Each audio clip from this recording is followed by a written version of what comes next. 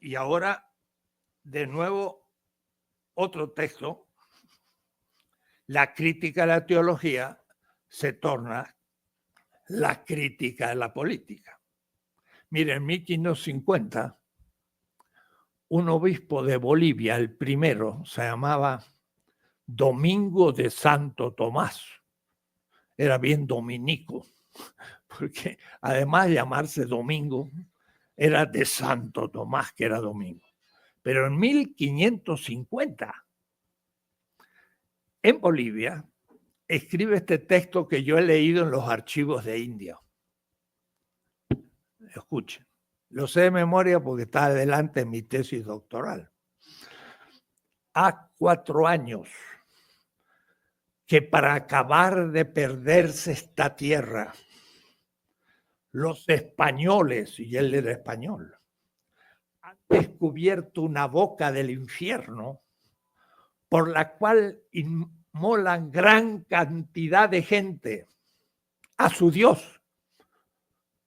Y es una mina de plata que se llama Potosí. El obispo veía la boca de la mina como una boca del infierno. Y ahí miles de indígenas fueron inmolados al nuevo Dios, no a Huitzilopochtli, al nuevo Dios. El obispo veía la mina como el infierno y las víctimas humanas a un nuevo Dios, la plata, que va a ser el capital. Y todavía van a quedar horrorizados por algunas pocas víctimas que se inmolaban a Huitzilopochtli, en que la misma víctima estaba convencido de que su sangre alimentaría al Dios y por eso iba al paraíso más cercano de los más privilegiados en el otro mundo. Las víctimas al sol morían dignamente, dándole la vida al universo, mientras que los pobres indios que morían en las minas de Bolivia morían como pobres animales sin ningún sentido. Y eso era el nuevo Dios. Lo decía el obispo. Era el capital que estaban haciendo. Esto es de lo que habla Marx. Cuando voy a Estados Unidos, saco $1. Le digo, miren, este dólar dice, in God we trust. In God we trust. En Dios nosotros confiamos. Y entonces yo les digo, in God we trust. Compañero.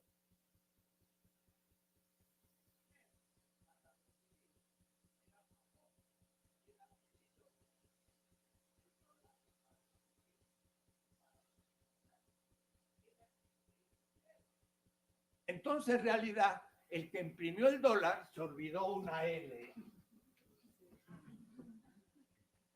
En el oro confiamos. Es el dólar. Esa es la inversión. Hay que poner de cabeza el cristianismo porque caminaba sobre la cabeza y hay que poner los pies, como dice Marx, en otras cuestiones. Eso va a ser la teología de liberación. Poner al cristianismo de nuevo de pie.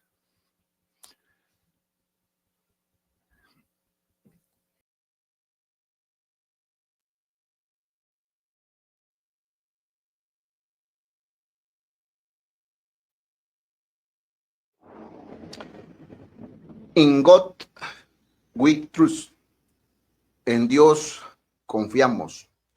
En la gráfica observamos el billete de $1 que es el billete o la moneda que regula todas las operaciones comerciales a nivel mundial.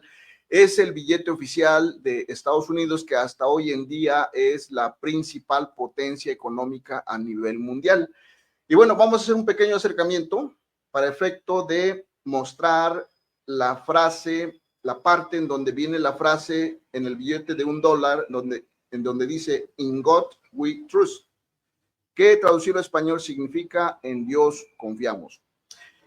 Y bueno, sobre la base de esta frase, quiero compartir una reflexión realizada por un filósofo argentino nacionalizado mexicano, que fue uno de los teólogos,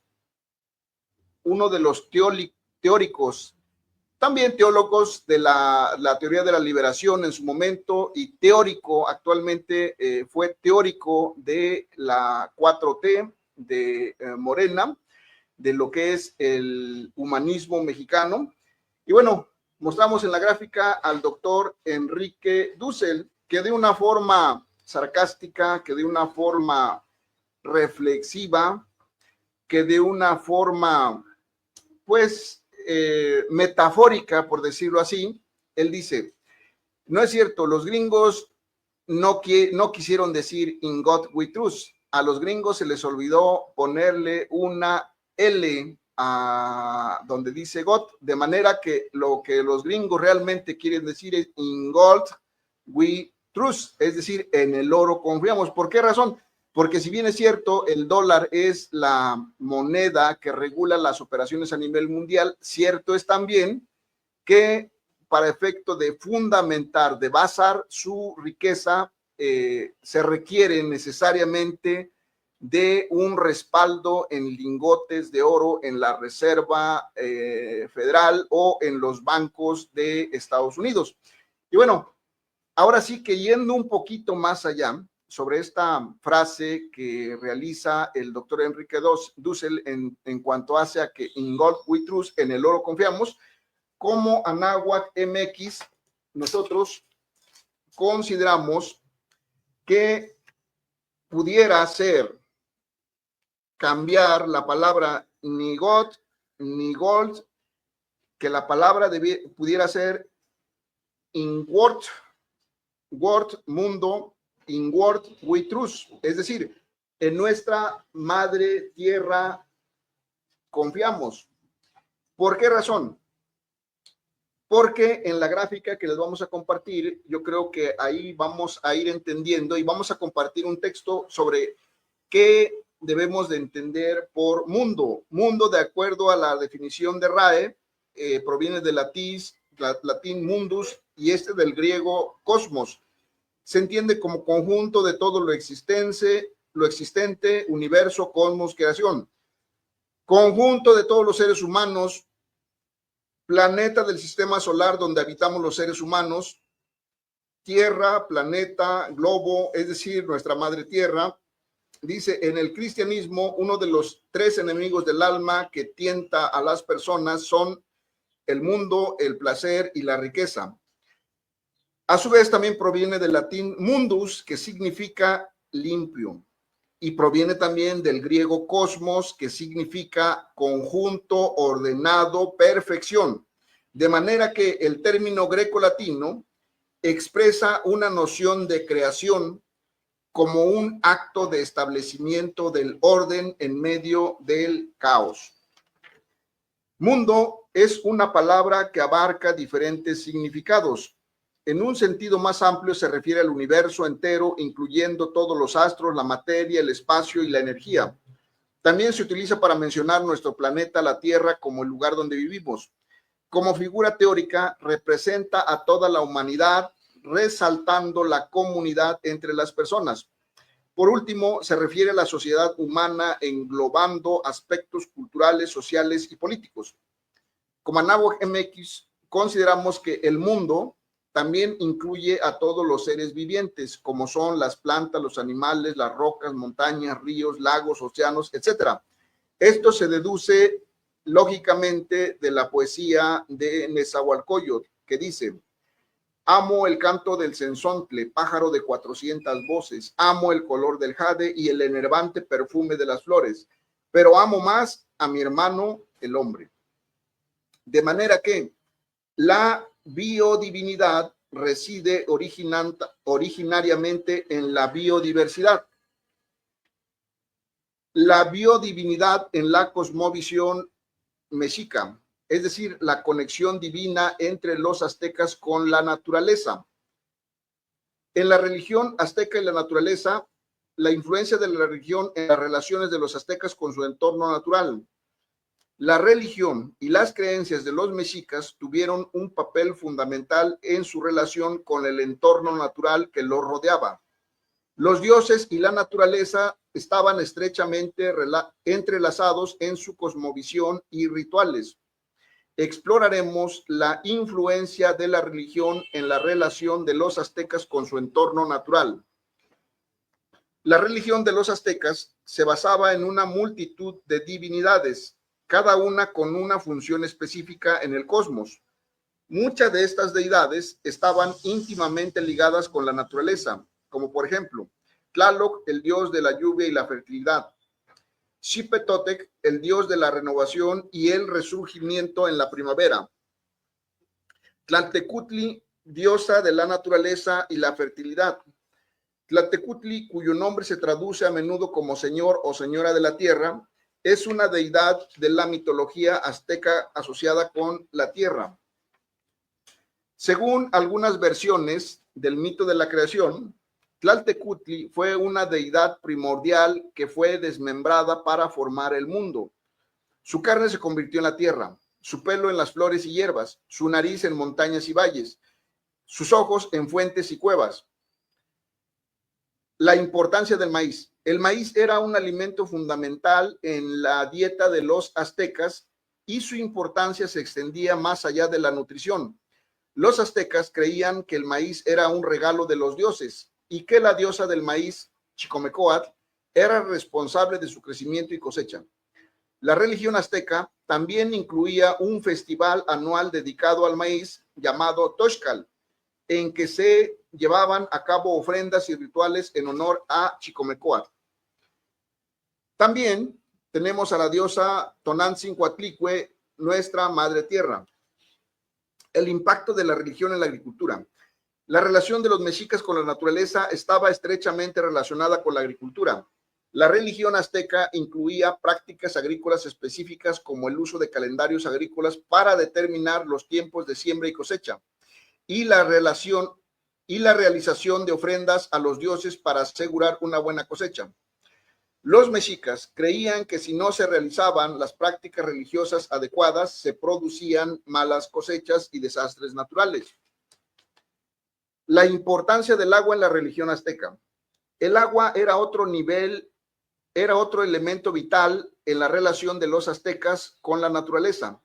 Los aztecas creían que el dios de la lluvia, Tlaloc, era el responsable de traer agua a la tierra y que era necesario ofrecer sacrificios para asegurar una buena cosecha. Además, los aztecas construyeron complejos sistemas de acueductos y canales para traer agua a la ciudad de Tenochtitlan y las zonas agrícolas circundantes. La relación de los aztecas con los animales en la religión azteca. La religión azteca tuvo un impacto en la relación de los aztecas con los animales. Los aztecas creían que los animales eran sagrados y que cada uno tenía su propio dios o diosa. Por ejemplo, el jaguar estaba asociado con el dios de la guerra, Tezcatlipoca. Los aztecas también realizaban sacrificios de animales como parte de sus prácticas agrícolas. Los aztecas creían que la naturaleza estaba viva y que cada elemento tenía su propio espíritu o deidad. Por ejemplo, Tlaloc era el dios de la lluvia y el agua. Se le consideraba responsable de las cosechas y la fertilidad. Los aztecas también creían que los ríos y lagos eran dioses y que era necesario ofrecerles ofrendas para asegurar de que continuaran fluyendo. El dios de Baruch Spinoza. ¿Cómo es el dios de Spinoza al que Einstein se refiere? Un fragmento de un pensamiento. Dice, el dios o la naturaleza de Spinoza hubiera dicho, deja ya de estar rezando y dándole golpes en el pecho. Lo que quiero que hagas es que salgas al mundo a disfrutar de tu vida. Quiero que goces, que cantes, que te diviertas y que disfrutes de todo lo que he hecho por ti. Deja ya de ir a esos templos lúgubres, oscuros y fríos que tú mismo construiste y que dices son mi casa. Mi casa está en las montañas, en los bosques, los ríos, los lagos, las playas. Ahí es donde vivo y ahí expreso mi amor por ti. Deja ya de culparme de tu vida miserable. Yo nunca te dije que había nada mal en ti o que eras un pecador o que tu sexualidad fuera algo malo. El sexo es un regalo que te he dado y con el que puedes expresar tu amor, tu éxtasis, tu alegría. Así que no me culpes a mí por todo lo que te han hecho creer. Deja ya de estar leyendo supuestas escrituras sagradas que nada tienen que ver conmigo. Si no puedes leerme en un amanecer, en un paisaje, en una mirada de tus amigos, en los ojos de tu hijo, no me encontrarás en ningún libro. Confía en mí y deja de pedirme. ¿Me vas a decir a mí cómo hacer mi trabajo? Deja de tenerme miedo. Yo no te juzgo, ni te critico, ni me enojo, ni me molesto, ni castigo. Yo soy puro amor. Deja de pedirme perdón. No hay nada que perdonar. Si yo te hice, yo te llené de pasiones, de limitaciones, de placeres, de sentimientos, de necesidades, de incoherencias, de libre albedrío. ¿Cómo puedo culparte si respondes a algo que yo puse en ti? ¿Cómo puedo castigarte por ser como eres si yo soy el que te hice? ¿Crees que podría yo crear un lugar para quemar a mis hijos que se porten mal por el resto de la eternidad? ¿Qué clase de Dios puede hacer eso? Olvídate de cualquier tipo de mandamientos, de cualquier tipo de leyes. Esas son artimañas para manipularte, para controlarte, que solo crean culpa en ti. Respeta a tus semejantes y no hagas lo que no quieras para ti. Lo único que te pido es que pongas atención en tu vida, que tu estado de alerta sea tu guía. Amado mío, esta vida no es una prueba, ni un escalón, ni un paso en el camino, ni un ensayo, ni un preludio hacia el paraíso. Esta vida es lo único que hay aquí y ahora, y lo único que necesitas. Te he hecho absolutamente libre. No hay premios ni castigos, no hay pecados ni virtudes. Nada lleva un marcador, nadie lleva un registro. Eres absolutamente libre para crear en tu vida un cielo o un infierno. No te podría decir si hay algo después de esta vida, pero te puedo dar un consejo. Vive como si no lo hubiera, como si esta fuera tu única oportunidad de disfrutar, de amar, de existir. Así, si no hay nada, pues habrás disfrutado de la oportunidad que te di. Y si lo hay, ten por seguro que no te voy a preguntar si te portaste bien o mal. Te voy a preguntar, ¿te gustó? ¿Te divertiste? ¿Qué fue lo que más disfrutaste? ¿Qué aprendiste? Deja de creer en mí. Creer es suponer, adivinar, imaginar. Yo no quiero que creas en mí. Quiero que me sientas en ti. Quiero que me sientas en ti cuando besas a tu amada, cuando arropas a tu hija, cuando acaricias a tu perro, cuando te bañas en el mar. Deja de alabarme. ¿Qué clase de Dios ególatra crees que soy? Me aburre que me alaben, me harta que me agradezcan. ¿Te sientes agradecido? Demuéstralo cuidando de ti, de tu salud, de tus relaciones, del mundo. ¿Te sientes mirado, sobrecogido? Expresa tu alegría. Esa es la forma de alabarme. Deja de complicarte las cosas y de repetir como un loro lo que te han enseñado acerca de mí. Lo único seguro es que estás aquí, que estás vivo, que este mundo está lleno de maravillas. ¿Para qué necesitas más milagros? ¿Para qué tantas explicaciones? No me busques afuera, no me encontrarás. Búscame dentro. Ahí estoy latiendo en ti. ¿Cómo es el Dios de Spinoza al que se refiere? Baruch Spinoza nació un 24 de noviembre de 1642 como Benedicto de Spinoza. Fue un filósofo neerlandés de origen judío sefardí, considerado junto con Descartes y Leibniz uno de los filósofos racionalistas más importantes de la Ilustración, cuya repercusión fue reconocida después de su muerte, acaecida el 21 de febrero de 1677 a la edad de 44 años. Su obra más sobresaliente es La ética demostrada según el orden geométrico, publicada póstumamente por sus amistades más cercanas y que pronto fue censurado por la Iglesia Católica al incluirlo en su Index Librorum Prohibitorum. En su Magnum Opus, Spinoza trató de definir la naturaleza de Dios y de las pasiones humanas. Para Spinoza no hay un dualismo, sino un monismo intermedio. Esto es, no existen dos sustancias, sino una. con distintos atributos como el del pensamiento y o la extensión. Considero además que Dios era una res extensa. Como concepción, asume a Dios no como metafísico, sino como la totalidad de lo físico y material. Dios es naturaleza mutante, que presenta afecciones y modos de ser, que a su vez tienen como origen necesario a Dios. Estos son considerados como naturaleza naturada. Así, Dios es aquel ser en el que se concibe y es todo cuanto existe, y sin él o fuera de él nada es o puede ser concebido. A esta perspectiva se le consideró como panteísta, lo que significa todo es Dios. El libro de Baruch Spinoza, Ética demostrada según el orden geométrico. Todo empezó cuando Albert Einstein fue interrogado vía telegrama por el rabino Herbert Goldstein sobre si creía o no en la existencia de Dios. Einstein respondió: creo en el Dios de Spinoza, quien se revela a sí mismo en una armonía de lo existente, no en un Dios que se interesa por el destino y las acciones de los seres humanos. En una entrevista de 1930 publicada por el libro Glimpses of Grad Bierek, Einstein amplía su explicación aún más. Tu pregunta es la más difícil del mundo. No es algo que pueda responder con un simple sí o un no. No soy ateo. No sé si pueda definirme como un panteísta.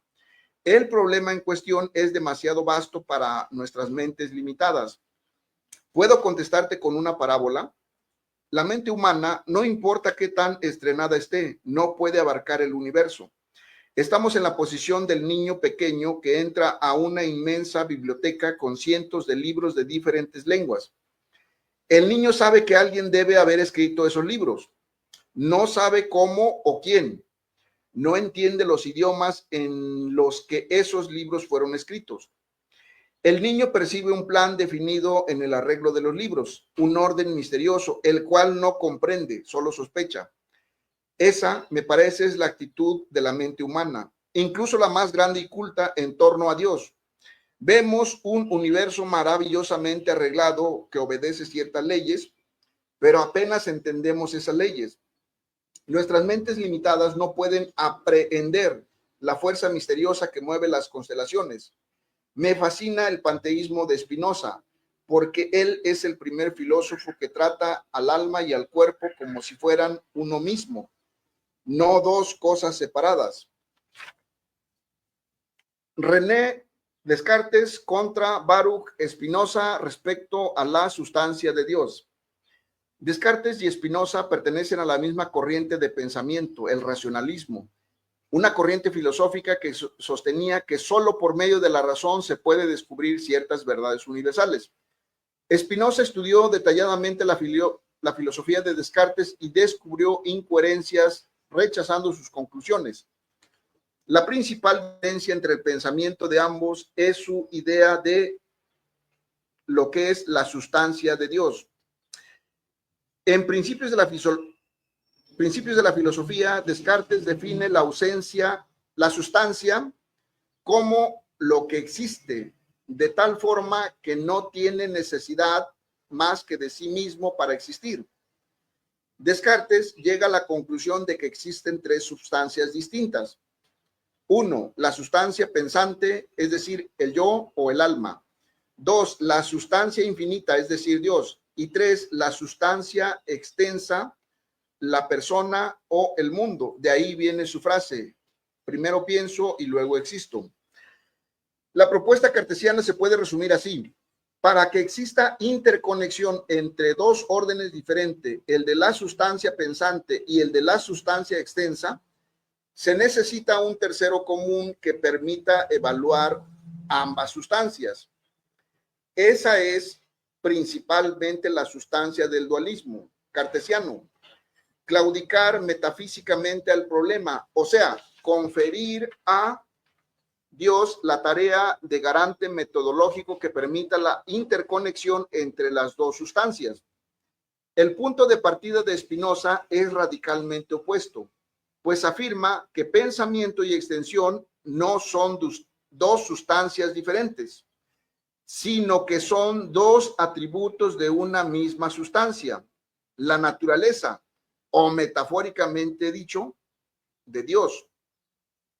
Fray Heinrich Scheuze, beato dominico y discípulo del maestro Eckhart, nos dice en su libro de la vida que Dios no tiene un dónde porque es todo en todo. Asimismo, nos dice que ser es el primer nombre de Dios y que este ser no es otra cosa que lo más próximo, pues el ser está en todo. Para la religión hindú y la religión budista, la energía primera, es decir, Dios, es la expresión finita de lo infinito. Metafóricamente, Voltaire dice, Dios es como un anillo circular. El centro está en todas partes y su circunferencia en ninguna. Gracias.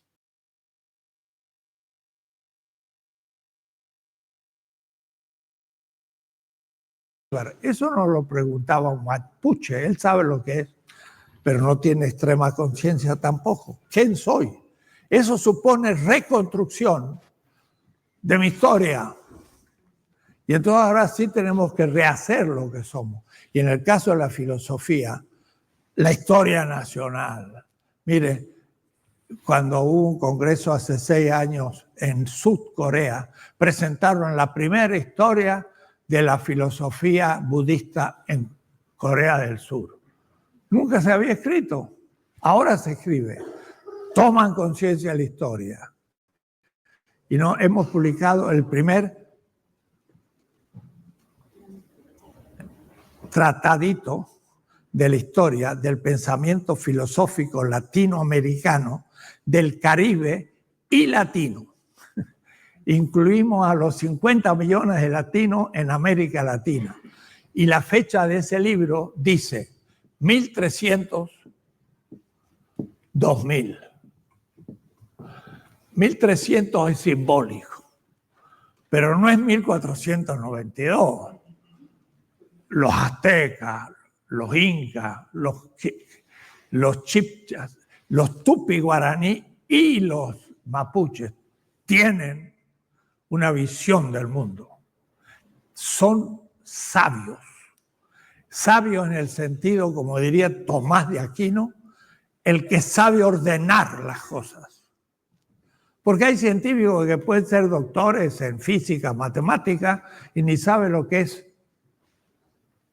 No tiene sentido para él ni la vida, ni la muerte, ni sabe lo que es el amor, y no sabe de las cosas más importantes. Entonces, es doctor en física y matemática, que es el 5% de la existencia humana, pero se ha perdido lo otro. El sabio es el que ordena la totalidad. Y esos son los grandes sabios de los pueblos, de todos los pueblos de la tierra, que con miles de años han ido ordenando por una narrativa racional en base a símbolos que se llaman los mitos y que los descifra un método preciso que se llama la hermenéutica, que puede descubrir el sentido de la vida de cada una de estas grandes culturas que son muy distintas, y cada uno puede aprender grandes cosas de las otras. Porque si hay algo que pesa hoy como una espada de Damocles sobre todos nosotros, es la muerte ecológica. Estamos en el abismo de la muerte. La ciencia descubre cosas, muy bien, pero no expone, cuando expone un descubrimiento, los efectos negativos que eso puede producir en la intervención de la realidad a corto y largo plazo. Largo plazo puede ser un siglo. Y entonces los efectos negativos empezaron a acumularse. Y la ciencia, que descubre tantas cosas, es hoy responsable del comienzo del suicidio de la humanidad desde un punto de vista ecológico. ¿Y cómo paramos eso? el problema ecológico es un límite absoluto y es el problema ético fundamental, pero también civilizatorio de la nueva edad. La edad futura, no moderna, no puede tener como criterio una racionalidad matemática y un criterio del aumento de la tasa de ganancia del capital. Ese criterio es mortal. Lo voy a explicar un poco mañana si puedo, pero se trata de algo fundamental en este momento histórico, porque ni el socialismo real se dio cuenta del problema ecológico, que no es un problema de los verdes, ni es un problema de la tecnología, sino que es mucho más profundo. Y eso sí se aúna porque nuestros pueblos, como el mapuche, tienen una actitud ante la naturaleza que bien querríamos tener nosotros, de respeto a la naturaleza, pero no como objeto, sino siendo nosotros parte de esa naturaleza y fruto de ella. Como expliqué yo en otra clase, decir que la naturaleza es madre naturaleza es una metáfora, pero es una metáfora que indica un juicio científico. Somos fruto por la evolución de la vida en la Tierra. No lo hemos hecho nosotros ni ningún laboratorio. Nos lo hizo la naturaleza. Y entonces somos vivientes ni sabemos cómo. Y por supuesto, nadie mereció nacer.